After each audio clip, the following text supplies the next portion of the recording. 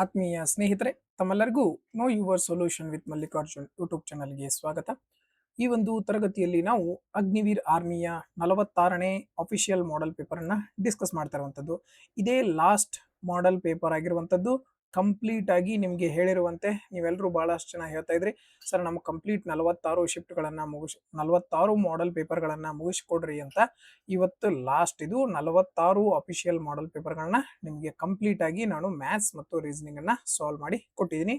Hopefully ನೀವೆಲ್ಲರೂ ಚೆನ್ನಾಗಿ practice ಮಾಡಿದ್ರಿ, ಚೆನ್ನಾಗಿ ಪ್ರಾಕ್ಟೀಸ್ ಮಾಡ್ತಾ ಇದ್ದೀರಿ ಕೂಡ ಅಂತ ಅನ್ಕೋತೀನಿ. Okay, right. ಹಾಗಾದ್ರೆ ಯಾರು ನಮ್ಮ ಚಾನಲ್ನ ಮೊದಲ ಬಾರಿಗೆ ನೋಡ್ತಾ ಇದ್ರಿ, ಎಲ್ಲರೂ ಸಬ್ಸ್ಕ್ರೈಬ್ ಮಾಡ್ಕೊರಿ. ಆದಷ್ಟು ನಿಮ್ಮ ಫ್ರೆಂಡ್ಸ್ಗೆ ಯಾರ್ಯಾರು ಅಗ್ನಿವೀರ್ ಎಕ್ಸಾಮ್ ರೆಡಿ ಆಗತ್ತಾರ ಎಲ್ರಿಗೂ ಕೂಡ ಈ ಒಂದು ಪ್ಲೇ ಲಿಸ್ಟ್ನ ಶೇರ್ ಮಾಡ್ರಿ.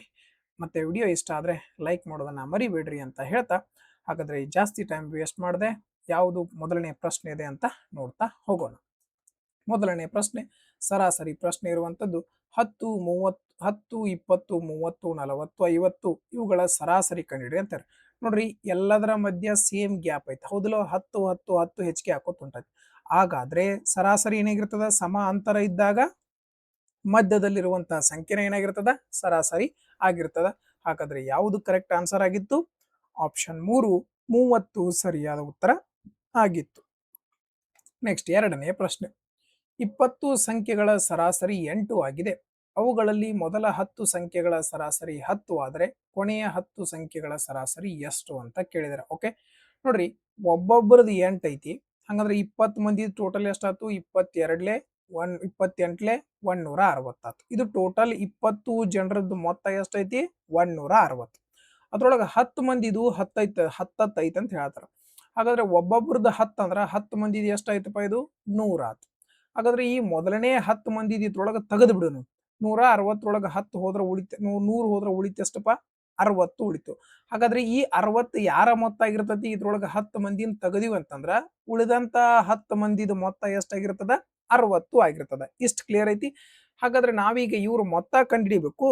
ಇಲ್ಲ, ಆ ಕೊನೆಯ 10 ಸಂಖ್ಯೆಗಳ ಸರಾಸರಿ ಕಂಡುಹಿಡಿಬೇಕಂದ್ರ ಈ 60ನ್ನ ನಾವು ಆ ಉಳಿದಂತಹ 10 ಜನರಿಗೆ ಏನ್ ಮಾಡಬೇಕು? ಹಂಚಿಕೆ ಮಾಡಬೇಕು. ಹಾಗಾದ್ರೆ ಹಂಚಿಕೆ ಮಾಡಿದ್ರೆ ಒಬ್ಬೊಬ್ಬರಿಗೆ ಎಷ್ಟು ಬಂತಪ್ಪ? 6 ಬಂತು. ಸಿಂಪಲ್. 20 ಮಂದಿದು ಒಬ್ಬೊಬ್ಬರಿಗೆ 8 ರಂಗ್ ಅಂದ್ರೆ ಟೋಟಲ್ 160 ಆಯ್ತು. ಅದ್ರೊಳಗ ಮೊದಲನೇ 10 ಮಂದಿದು ಸರಾಸರಿ 10 ಐತಂದ್ರ ಅವ್ರದ್ದು ಎಷ್ಟಾಯ್ತು? 100 ಆಯ್ತು. ಹಾಗಾದ್ರೆ 160 100 ಹೋದ್ರೆ ಉಳಿತಷ್ಟು 60. ಇದು ಯಾರ್ದು? ಈ 20 ಮಂದಿ ಒಳಗೆ 10 ಮಂದಿ ತೆಗೆದ್ರ ಈ ಉಳಿದಂತ 10 ಮಂದಿ ಮೊತ್ತ. ನಾವು ಸರಾಸರಿ ಹೆಂಗ್ ಕಂಡಿಡ್ತೀವಿ? Total sum divided by total number, ಒಟ್ಟು ಮೊತ್ತ ಭಾಗಿಸು ಒಟ್ಟು ಸಂಖ್ಯೆ. ಈಗ ಉಳಿದಂತ 10 ಮಂದಿ ಮೊತ್ತ 60 ಅದ. ಇವ್ರು 10 ಮಂದಿ ಇರೋದ್ರಿಂದ 10ರಿಂದ ಭಾಗಿಸ್ತೀರಿ. ಪ್ರತಿಯೊಬ್ಬರಿಗೆ ಎಷ್ಟೆಷ್ಟು ರೂಪಾಯಿ ಬಂತು? 6 ರೂಪಾಯಿ ಬಂತು. ನೆಕ್ಸ್ಟ್, ಈ ಕ್ವಶನ್ ಅನ್ನ ಹಾರ್ಡ್ಲಿ 2 ಸೆಕೆಂಡ್ ಒಳಗೆ ನೀವು ಚೂಸ್ ಮಾಡ್ಬೋದು. ಹೆಂಗ ನೋಡ್ರಿ, ನಿಮ್ಗೆ ಹೇಳಿದೆ ನಾ ಆಲ್ರೆಡಿ. ಪರ್ಸೆಂಟೇಜ್ ಇಂದ 2 0 ಹೋಯ್ತು. ಸರಳ ಬಡ್ಡಿ ಕಂಡುಹಿಡಿಬೇಕಂದ್ರ ಪರ್ಸೆಂಟೇಜ್ ಇಂದ 2 0 ಹೋಯ್ತು. ನೋಡ್ರಿ, ಈಗ ಏನ್ ಮಾಡ್ತೀರಿ? ಇವ್ನು 3 ಗುಣಿಸ್ಬೇಕು, ಹೌದೋ ಇಲ್ಲೋ? ನೋಡ್ರಿ, ಯಾವುದೇ ಒಂದು ಸಂಖ್ಯೆಯ ಕೊನೆಯಲ್ಲಿ 0 ಇತ್ತಂದ್ರ ಬರುವಂತಹ ಗುಣಾಕಾರದ ಕೊನೆಯಲ್ಲಿನೂ ಕೂಡ ಏನಿರಬೇಕು? 0 ಇರಬೇಕು. ಹಾಗಾದ್ರೆ 0 ಒಂದು ಆಪ್ಷನ್ ಒಳಗೈತಿ. ನಾವ್ ಇದನ್ನೆಲ್ಲ ದೊಡ್ಡ ಲೆಕ್ಕ ಮಾಡ್ಕೋತ ಕೊಡ್ರೋ ಅವಶ್ಯಕತೆ ಇಲ್ಲ. ಡೈರೆಕ್ಟ್ ಆಪ್ಷನ್ 1 ಅಂತ ಚೂಸ್ ಮಾಡಬೇಕು. ನೆಕ್ಸ್ಟ್ ಕ್ವಶನ್ಗೆ ಹೋಗ್ಬೇಕು. ಇಲ್ಲ ನೀವು ಪೂರ್ತಿ ಸಾಲ್ವ್ ಮಾಡ್ತೀವಿ ಅಂದ್ರೆ ಫಾರ್ಮುಲಾ ಬೇಸ್ ಹೇಳ್ತೇನೆ ನೋಡ್ರಿ. PTR divided by 100 is equal to simple interest. ಅಸಲು ಕೊಟ್ಟಿದಾರ 2000, ಟೈಮ್ ಕೊಟ್ಟಿದಾರ 37 ವರ್ಷ, ಬಡ್ಡಿ ದರ ಕೊಟ್ಟರ 76% ಭಾಗಿಸು 100. ಇದರಿಂದ ಏನ್ ಬರ್ತದ? ನಮ್ಗ ಸಿಂಪಲ್ ಇಂಟ್ರೆಸ್ಟ್ ಬರ್ತದ. 2 0 ಇಂದ 2 0 ಹೋತು. ಈಗ ನೀವು ಇದನ್ನ ಗುಣಿಸ್ಕೋತ ಕುಂತ್ರ ನಿಮ್ ಟೈಮ್ ಎಷ್ಟು ವೇಸ್ಟ್ ಆಕತಿ? ಬಹಳ ಟೈಮ್ ವೇಸ್ಟ್ ಆಕತಿಲ್ಲ. ಹಾಗಾದ್ರೆ ಯಾವುದೇ ಒಂದು ಸಂಖ್ಯೆಯ ಕೊನೆಯಲ್ಲಿ 0 ಇತ್ತಪ್ಪ ಅಂತಂದ್ರ ಗುಣಾಕಾರ ಮಾಡಿದಾಗ ಅದರ ಕೊನೆಯಲ್ಲಿ ಏನ್ ಬರಬೇಕು? 0ನೇ ಬರಬೇಕು. ಹಾಗಾದ್ರೆ 0 ಯಾವ ಆಪ್ಷನ್ ಒಳಗೈತಿ? ಆಪ್ಷನ್ 1 ಒಳಗೈತಿ. ಅದೇ ಸರಿಯಾದ ಉತ್ತರ ಆಗಿತ್ತು. ನೆಕ್ಸ್ಟ್ ಕ್ವಶನ್, 5 8 1 ಸ್ಟಾರ್ 9 ಎಂಬ 5 ಅಂಕಿಯ ಸಂಖ್ಯೆಯು 9ರಿಂದ ಸಂಪೂರ್ಣವಾಗಿ ಭಾಗಿಸಲ್ಪಟ್ರೆ ಸ್ಟಾರ್ನ ಸ್ಥಾನದಲ್ಲಿ ಅತಿ ಚಿಕ್ಕ ಸಂಖ್ಯೆ ಯಾವ್ದು ಬರ್ತದೆ? ನೋಡ್ರಿ, ಇಲ್ಲೊಂದ್ಸಲ ಬರದ ತೋರಿಸ್ತೀನಿ ನಿಮ್ಗೆ ನಾನು. ಈ ರೀತಿ ಕ್ವಶನ್ ಅದ. ಈಗ ಇದು 9ರಿಂದ ಹೋಗ್ಬೇಕಂದ್ರ ಇವುಗಳ ಮೊತ್ತ ಕೂಡಿಸಿದಾಗ 9 ಆಗ್ಬೇಕ, ಅಂದ್ರ ಮಾತ್ರ ಅದು ಹೋಗ್ತದ.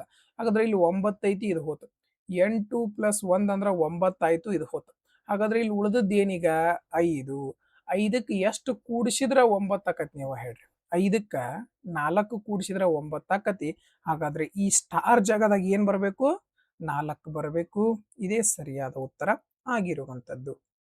ನೆಕ್ಸ್ಟ್ 12, 24, 18ರ ಲ ಸ ಕಂಡಿಡ್ರಿ. ಡೈರೆಕ್ಟ್ ನೋಡಿದ ತಕ್ಷಣ ಆನ್ಸರ್ ಹಾಕ್ಬೋದು 72. ಲ ಸ ಅಂದ್ರೆ ಏನು? ಇವು ಎಲ್ಲದರಿಂದ ಭಾಗ ಹೋಗುವಂತ ಸಂಖ್ಯೆ. ಹಾಗಾದ್ರೆ 12ರಿಂದ 70 ಬಾ ಹೋಗತನ? ಇಲ್ಲ. 12ರಿಂದ 71 ಬಾ ಹೋಗತನ? ಇಲ್ಲ. 12ರಿಂದ 74 ಬಾ ಹೋಗತನ? ಇಲ್ಲ. ಹಾಗಾದ್ರೆ ಒಂದು ಉಳಿತು, ಅದು ಆಪ್ಷನ್ 1 ಆಗಿತ್ತು. ಇಲ್ಲ ನೀವು 18ರಿಂದನೂ ಚೆಕ್ ಮಾಡ್ಕೋಬಹುದು, ಇಲ್ಲ 24ರಿಂದನೂ ಚೆಕ್ ಮಾಡಬಹುದು. ಒಟ್ ಯಾವುದರಿಂದ ಒಂದರಿಂದ ಚೆಕ್ ಮಾಡಿದ್ರು ಸಾಕಾಗಿತ್ತು. ಒಂದು ವೇಳೆ 12ರಿಂದ 2 ಆಪ್ಷನ್ ಸಿಕ್ಕೊಂಡಿದ್ವು ಅಂದ್ರೆ ಅವಾಗ ಮತ್ತೊಂದು ಸಂಖ್ಯೆಯಿಂದ ಚೆಕ್ ಮಾಡ್ತಿದ್ವಿ ಇಷ್ಟ. ಇಲ್ಲ ನೀವು ನಾರ್ಮಲ್ ಅಂತೂ ನೀವು ತೆಗಿತ್ರಿ, 12, 24, 18 ಹಿಂಗೆ ಬರ್ಕೋತ್ರಿ. ಇಲ್ಲಿ ಕಡತ ಹೊಡೆದಂತೂ ನೀವು ತೆಗಿತ್ರಿ. ಇದೇನು ಹೇಳೋ ಅವಶ್ಯಕತೆ ಇಲ್ಲ ನಿಮಗೆ. Okay, next simplification question. First ಒಳಗಿನ ಬ್ರಾಕೆಟ್ ಸಾಲ್ವ್ ಮಾಡ್ತೀರಿ. ಓಕೆ, ಹಾಗಾದ್ರೆ 15ರಾಗ 9 ಹೋದ್ರೆ ಎಷ್ಟು ಬಂತಪ್ಪ? 6 ಬಂತು. 6ರಾಗ 6 ಹೋದ್ರೆ ಎಷ್ಟು ಬಂತಪ್ಪ? 0 ಬಂತು. ಹೌದಾ? ಹಾಗಾದ್ರೆ 12ರಾಗ 0 ಕಳೆದ್ರೆ ಎಷ್ಟು ಬಂತು? ಹಾಗಾದ್ರೆ ಈ ಟೋಟಲ್ ಅದು 12 ಬಂತು. ಇಲ್ಲಿ ಮೈನಸ್ ಇರೋದ್ರಿಂದ -12 ಆಯ್ತು, ಇದು 6 ಆಯ್ತು. ಹಾಗಾದ್ರೆ ಈ ಕಂಪ್ಲೀಟ್ ಬ್ರಾಕೆಟ್ ನೋಡ್ರಿ, 12ರಾಗ 6 ಕಳೆದ್ರೆ 6 ಬಂತು. ಆದ್ರ ದೊಡ್ಡ ಅಂಕಿ ಹಿಂದೆ ಮೈನಸ್ ಇರೋದ್ರಿಂದ ಏನಾಯ್ತಿದು? ಮೈನಸ್ ಆಯ್ತು. ಏನಾಯ್ತು? ಮೈನಸ್ ಆಯ್ತು. ರೈಟ್. ಇದು ಆಕ್ಚುಲಿ ಏನಾಗೈತಪ್ಪ ಅಂತಂದ್ರೆ ಕ್ವಶನ್ ಸ್ವಲ್ಪ ಮಿಸ್ಟೇಕ್ ಐತಿ. ಕ್ವಶನ್ ಎಲ್ಲಿ ಮಿಸ್ಟೇಕ್ ಆಗೈತೆ ಅನ್ನೋದನ್ನ ಹೇಳ್ತೀನಿ, ತಿಳ್ಕೊರಿ. ಇಲ್ಲಿ ಏನಾಗಬೇಕಾಗಿತ್ತಪ್ಪ ಅಂತಂದ್ರೆ ಇದ್ರ ಮೇಲೆ ಏನಾಗಬೇಕಾಗಿತ್ತು? ಬಾರ್ ಬರಬೇಕಾಗಿತ್ತು. ಇಲ್ಲಿ ಏನಾಗಬೇಕಾಗಿತ್ತು? ಬಾರ್ ಬರಬೇಕಾಗಿತ್ತು. ಅಂದ್ರೆ ಮಾತ್ರ ಈ ಕ್ವಶನ್ ಕರೆಕ್ಟ್ ಆಗುವಂತ ಸಾಧ್ಯ. ಓಕೆ, ನೋಡ್ರಿ ಇಲ್ಲಿ ಇಲ್ಲಿ ಬಾರ್ ಐತಂದ್ರೆ ಫಸ್ಟ್ ನಾವು ಇದನ್ನ ಸಾಲ್ವ್ ಮಾಡ್ಬೇಕು. ಫಸ್ಟ್ ಏನ್ ಮಾಡ್ಬೇಕು? ಬಾರನ್ನ ಸಾಲ್ವ್ ಮಾಡ್ಬೇಕು. 9ರಾಗ 6 ಹೋದ್ರೆ ಎಷ್ಟು ಬಂತಪ್ಪ? 3. 15 - 3 ಅಂತಂದ್ರೆ ಎಷ್ಟು ಬಂತಿದ್ರು? ಟೋಟಲ್ 12 ಬಂತು.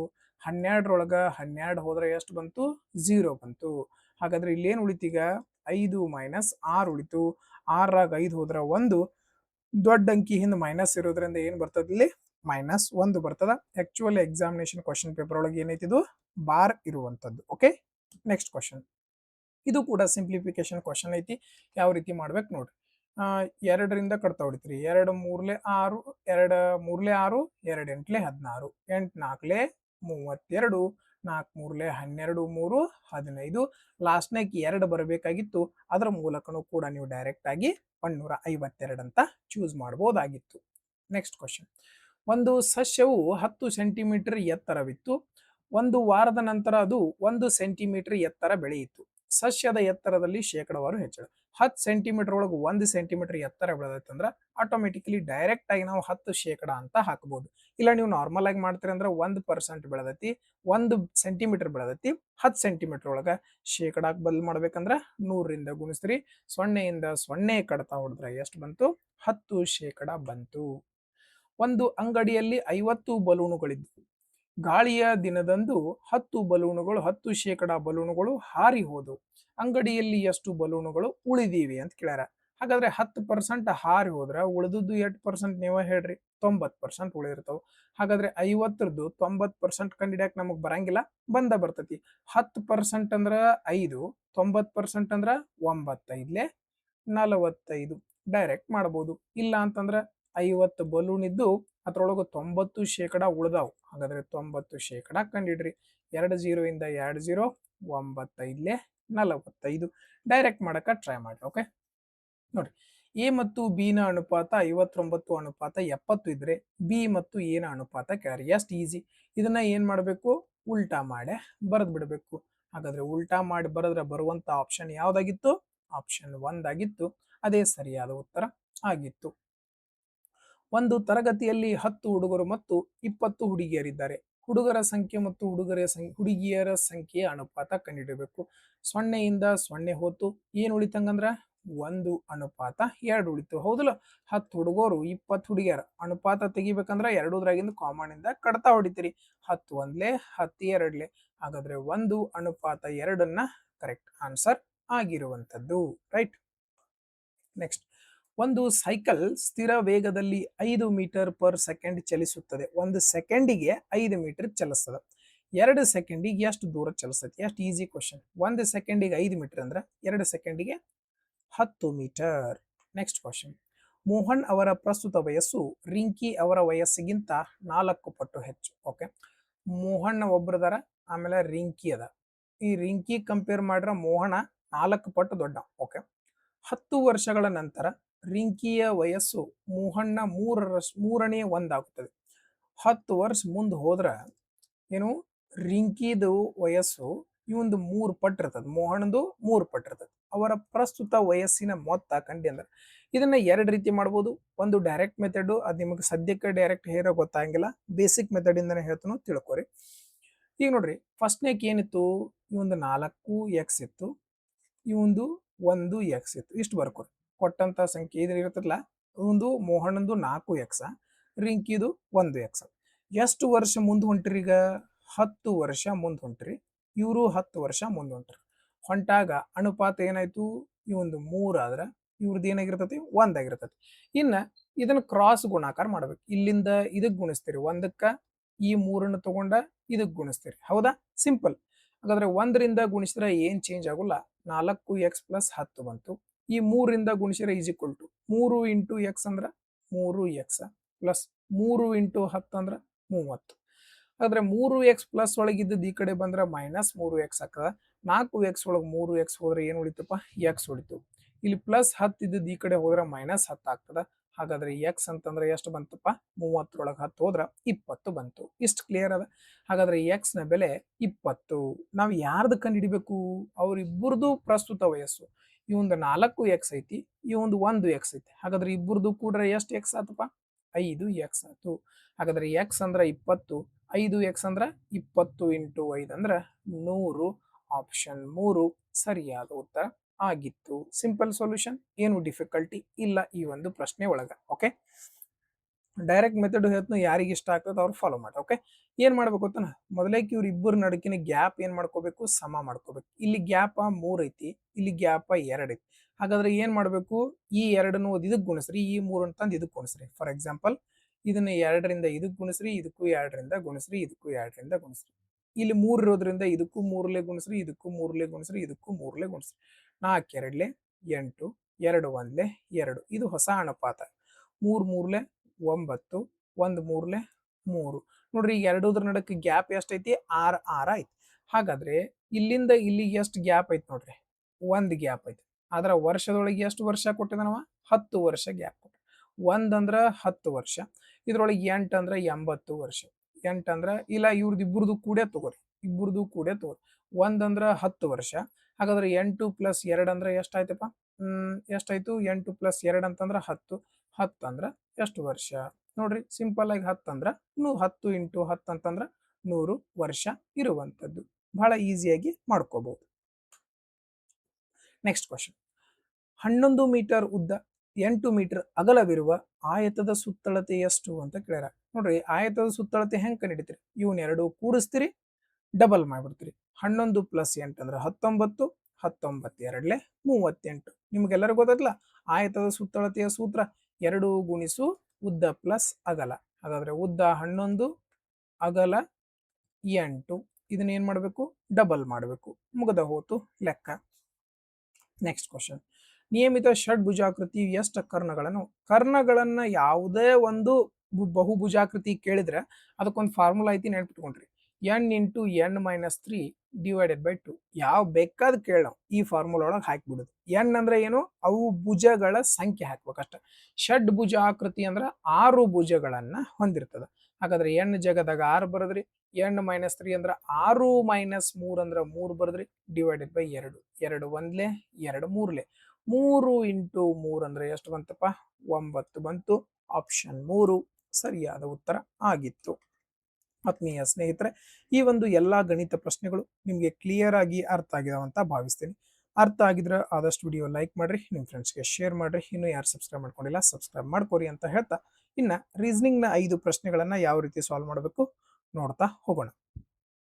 ಹ್ಯಾವ್ ದೇ ಗಾನ್ ಅನ್ನು CPXTBK ಎಂದು ಮತ್ತು ಯು ಹ್ಯಾವ್ ಸೇಡ್ ಅನ್ನು NVHMXT ಎಂದು ಬರೆಯಲಾಗಿದೆ. ಈ ಭಾಷೆಯಲ್ಲಿ ಹ್ಯಾವ್ ಅನ್ನು ಹೇಗೆ ಸಂಕೇತಿಸಲಾಗಿದೆ ಅಂತ ಕೇಳಿರುವಂತದ್ದು. ಹ್ಯಾವ್ ಇಲ್ಲೂ ಅದ, ಹ್ಯಾವ್ ಇಲ್ಲೂ ಅದ, ಎರಡೂ ಕಡೆ ಹ್ಯಾವ್ ಇರಬೇಕು ಅಂತಹ ಆಪ್ಷನ್ ಅನ್ನ ನೋಡ್ಬೇಕು ನಾವು. ಅದೇ ಏನಾಗಿರ್ತದೆ, ಎರಡೂ ಕಡೆ ಇರುವಂತಹ ಕೋಡ ಏನಾಗಿರ್ತದ, ಹ್ಯಾವ್ ಇರ್ತದ. ಹಾಗಾದ್ರೆ ಎರಡೂ ಕಡೆ ಯಾವ್ದೈತಿ ನೋಡ್ರಿ, ಎರಡೂ ಕಡೆ XT ಇರುವಂತದ್ದು ಹ್ಯಾವ್ ಎರಡೂ ಕಡೆ ಐತಂದ್ರ ಎರಡೂ ಕಡೆ ಇರುವಂತಹ ಕೋಡ್ ಯಾವುದು, XT. ಇದ ಯಾವುದಾಗಿರ್ತದ, ಹ್ಯಾವ್ದು ಕೋಡ್ ಆಗಿರ್ತದ. ನೆಕ್ಸ್ಟ್ ಕ್ವಶನ್, ಇದನ್ನೆಲ್ಲ ಬಿಡ್ರಿ, ನೆಟಿವ್ ಕ್ವಶನ್ ನೋಡ್ರಿ. ಸರಣಿಯಲ್ಲಿ ಬಲದಿಂದ 6ನೇ ಅಕ್ಷರ ಯಾವುದು? ಬಲಗಡೆಯಿಂದ 6ನೇ ಅಕ್ಷರ 3 6, 6ನೇ ಅಕ್ಷರ ಯಾವುದಿತ್ತಪ್ಪ? ಎಫ್ ಇರುವಂತದ್ದು. ಇದೇ ಕರೆಕ್ಟ್ ಆದಂತ ಉತ್ತರ ಆಗಿತ್ತು. ಉತ್ತರಕ್ಕೆ ಮುಖ ಮಾಡಿರುವ 31 ಜನರ ಸಾಲಿನಲ್ಲಿ ನಯನ ಬಲ ತುದಿಯಿಂದ 14ನೇ ಸ್ಥಾನದಲ್ಲಿದ್ದಾಳೆ. ಸಾಲಿನ ಎಡ ತುದಿಯಿಂದ ಅವಳ ಸ್ಥಾನ ಎಷ್ಟು? ಬಹಳ ಈಸಿ ಕ್ವಶನ್ ನೋಡ್ರಿ. ಇಲ್ಲಿ ರ್ಯಾಂಕ್ ಕಂಡುಹಿಡಿಬೇಕು. ನಾವು ರ್ಯಾಂಕ್ ಕಂಡುಹಿಡಿಬೇಕಂದ್ರೆ ಏನ್ ಮಾಡ್ಬೇಕಂತೇಳಿ, ನಾನು ಜನರಿಗೆ ಒಂದು ಕೂಡಿಸ್ಬೇಕು. ಜನರಿಗೆ ಒಂದು ಕೂಡಿಸ್ರೆ ಏನ್ ಬರ್ತೈತಿ? ರ್ಯಾಂಕ್ ಬರ್ತೈತಿ. ಅದ ರ್ಯಾಂಕ್ ಇಂದ ಜನರಿಗೆ ಬರಬೇಕಂದ್ರೆ ಒಂದನ್ನ ಕಳಿಬೇಕು. ಈಗ ರ್ಯಾಂಕ್ ಕಂಡು ಹಿಡಿಬೇಕಾಗಿರೋದ್ರಿಂದ 31ಕ್ಕೆ ಒಂದು ಕೂಡಿಸಿರ 32 ಆತು. ಈಗ ಇದ್ರೊಳಗ ಬಲ ತುದಿಯಿಂದ ನಮಗ್ ಕಳೆದ್ರ ಎಡ ತುದಿಯಿಂದ ಆಟೋಮೆಟಿಕಲಿ ಸಿಕ್ಬಿಡ್ತದೆ. ಹಾಗಾದ್ರೆ ಬಲ ತುದಿಯಿಂದ 14 ಕಳೆದ್ ಬಿಡ್ರಿ, ಎಷ್ಟು ಬರ್ತದಪ್ಪ? 18 ಬರ್ತದ. ಹಾಗಾದ್ರೆ ಯಾವುದು ಕರೆಕ್ಟ್ ಆನ್ಸರ್ ಆಗಿತ್ತು? ಆಪ್ಷನ್ 2 ಸರಿಯಾದ ಉತ್ತರ ಆಗಿತ್ತು. ನೆಕ್ಸ್ಟ್ ಕ್ವಶನ್, ಇದನ್ನ ಡಿಕ್ಷನರಿ ವೈಸ್ ಅರೇಂಜ್ ಮಾಡ್ಬೇಕು. ಎಸ್ ಅಂತಂದ್ರ 19, ಕೆ ಅಂತಂದ್ರ 11, ಆರ್ ಅಂದ್ರ 18, ಎ ಅಂದ್ರ 1. ಹಾಗಾದ್ರೆ ಫಸ್ಟ್ 4ನೇದು, 2ನೇದು, 3ನೇದು, 1ನೇದು. 4 2 3 1, 4 2 3 1 ಯಾವ ಆಪ್ಷನ್ ಅದ? ಆಪ್ಷನ್ 3 ಅದ. ಅದಕ್ಕೆ ಸರಿಯಾದ ಉತ್ತರ ಆಗಿರುವಂತದ್ದು. ನೆಕ್ಸ್ಟ್, ಇದು ಆಕ್ಚುಲಿ ಗುಣಾಕಾರ ಆಗ್ಬೇಕು. ಏನಾಗಬೇಕು? ಗುಣಾಕಾರ ಆಗಬೇಕು. ಓಕೆ. ಪ್ಲಸ್ ಅಂದರೆ ಮೈನಸ್, ಮೈನಸ್ ಎಂದರೆ ಗುಣಾಕಾರ ಆದರೆ ಈ ಕೆಳಗಿನ ಸಮೀಕರಣದ ಮೌಲ್ಯ ಏನು? ಓಕೆ. ಹಾಗಾದ್ರೆ 3 ಇಂಟು ಮೈನಸ್ ಅಂದ್ರೆ ಇಂಟು ಆಗ್ಬೇಕಲ್ಲ. 3 ಇಂಟು 5 ಪ್ಲಸ್ 7. ಒಂದ್ ನಿಮಿಷ ತಡ್ರಿ, ಕ್ವಶನ್ ಚೆಕ್ ಮಾಡ್ತೀನಿ ಅದನ್ನ. ಕ್ವಶನ್ ಕರೆಕ್ಟ್ ಅದ. ಇಲ್ಲಿ ನೋಡ್ರಿ, ನಾವೇನ್ ಮಾಡ್ಕೋಬೇಕು? ಇಲ್ಲಿ ಪ್ಲಸ್ ಇದ್ದದನ್ನ ಏನ್ ಬರ್ಕೋಬೇಕು? ಮೈನಸ್ ಬರ್ಕೋಬೇಕು. ಓಕೆ. ಹಾಗಾದ್ರೆ 5 3 15, ಇಲ್ಲಿ ಪ್ಲಸ್ ಅಂದ್ರೆ ಏನಾಗಬೇಕಿದೆ? ಮೈನಸ್ ಆಗಬೇಕು. ಆಮೇಲೆ 7, 5 3 15, 15ರೊಳಗೆ 7 ಹೋದ್ರೆ ಎಷ್ಟು ಬರ್ತದಪ್ಪ? 15ರೊಳಗ 7 ಹೋತಂದ್ರ 8 ಬರ್ತದ. ಹಾಗಾದ್ರೆ ಯಾವುದು ಕರೆಕ್ಟ್ ಆನ್ಸರ್? ಆಪ್ಷನ್ 4 ಸರಿಯಾದ ಉತ್ತರ ಆಗಿತ್ತು. ಆತ್ಮೀಯ ಸ್ನೇಹಿತರೆ, ಈ ಒಂದು ಲಾಸ್ಟ್ ಕ್ಲಾಸ್ನೊಂದಿಗೆ ನಿಮ್ಮೆಲ್ಲ 46 ಶಿಫ್ಟ್ನ ಮಾಡೆಲ್ ಪೇಪರ್ಗಳು ಕಂಪ್ಲೀಟ್ ಆಗಿದ್ದಾವೆ. ಹೋಪ್ಫುಲಿ ನೀವೆಲ್ಲನೂ ಕೂಡ ಚೆನ್ನಾಗಿ ಪ್ರಾಕ್ಟೀಸ್ ಮಾಡ್ತಾ ಇದ್ರಿ ಅಂತ ಭಾವಿಸ್ತೀನಿ. ಇನ್ನೂ ಎಲ್ಲರೂ ಲಾಸ್ಟ್ ಒಂದ್ಸಾರಿ ರಿವೈಸ್ ಮಾಡ್ಕೊರಿ. ಬಹಳ ಏನಿಲ್ಲ, 15ರಿಂದ 20 ನಿಮಿಷದ ಒಳಗಿನವಂತ ಒಂದೊಂದು ವಿಡಿಯೋಗಳಿದಾವ. ಚೆನ್ನಾಗಿ ರಿವಿಷನ್ ಮಾಡ್ಕೊರಿ, ಚೆನ್ನಾಗಿ ಪ್ರಾಕ್ಟೀಸ್ ಮಾಡ್ಕೊರಿ. ಎಲ್ಲರೂ ಎಕ್ಸಾಮನ್ನ ಚೆನ್ನಾಗಿ ಬರೀರಿ ಅಂತ ಹೇಳ್ತಾ ಎಲ್ಲರಿಗೂ ಆಲ್ ದ ಬೆಸ್ಟ್. ಈ ಒಂದು ಕ್ಲಾಸ್ನ ಇಲ್ಲಿಗೆ ಕ್ಲೋಸ್ ಮಾಡ್ತಾ ಇರುವಂತದ್ದು. ಈ ಒಂದು ವಿಡಿಯೋವನ್ನ ನೋಡಿದ್ದಕ್ಕಾಗಿ ಧನ್ಯವಾದಗಳು.